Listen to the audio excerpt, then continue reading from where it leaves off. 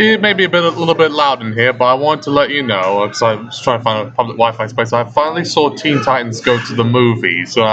This wasn't a film that I was really interested in or was very, very skeptical about, especially when I first saw the trailers and spots for it. I just thought, why is there an extended flatulence joke in the teaser trailer? I just thought, and I also don't have any familiarity with the TV show, other than some one of my friends played in the background while he was doing his studies and so on. That was a few years ago, so I was a bit hesitant about this. But needless to say, I was around the town, thought to step on by and give this one a try. And needless to say, I was quite surprised by the end result. It was actually a lot of fun, lots of jokes, very rapid fire, sort of in a Deadpool sort of way.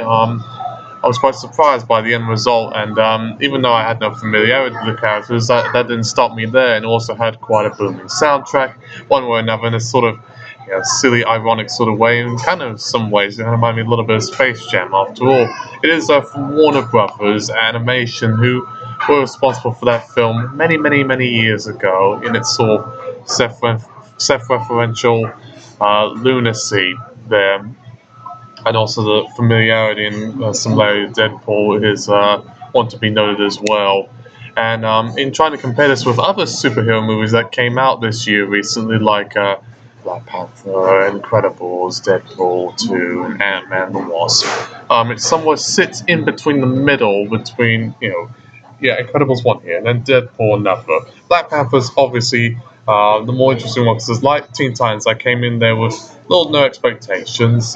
It's more culturally and socially relevant. And Ant-Man, on the other end, was kind of the worst one. That one wasn't very interesting. It had its moments, but didn't fulfill to its expectations. And also, on the other hand, you have Jupiter Harlia, or Jupiter's Moon, which was from Hungary, but that's a relatively obscure title, so I won't really go into detail about that. But Teen Titans somewhere sits in between the middle there, and that's pretty much all I have to say from there. Just coming kind of with low expectations. You don't have to see it from the big screen if you don't want to, but you might as well should if you are a big devotee to animation, that sort of thing.